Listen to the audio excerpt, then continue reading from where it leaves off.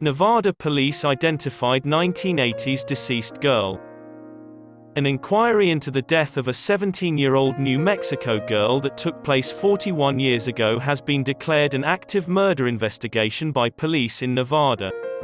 According to Henderson Police Captain Jonathan Boucher, the teenager Tammy Corrine Terrell was last seen on September 28, 1980, at a restaurant following a state fair in Roswell, New Mexico, with a man and a woman. A few miles outside of Las Vegas, in the desert, her corpse was discovered on October 5, 1980.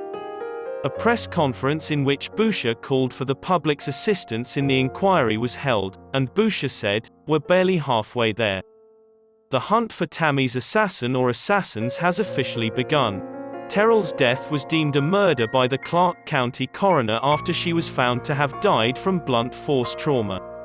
She was called Arroyo Grande Jane Doe after the location where she was recovered, since her identity remained unknown. Stabbed and battered to death, maybe by a hammer, she was reported to have been. Multiple head wounds, puncture wounds on her back, and face injuries were all found on her body. It seemed like one of her teeth had been knocked out.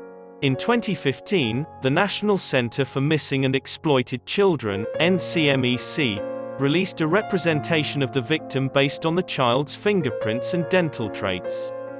Unprofessional blue ink S tattoo on inside of right forearm was mentioned in the description. It was just reanalyzed and linked to DNA from two of Terrell's sisters, Boucher said. In knowing what happened to Tammy 41 years ago, Tammy's sisters were overjoyed. KLAS-TV, a CBS station, reports he stated the case impacted the detectives involved. According to him, Terrell's funeral was paid for by Detective John Williams, who first investigated the case, and he visits her graveyard every year on the anniversary of her death. Even after his retirement in 2006, Williams continued to work on the case.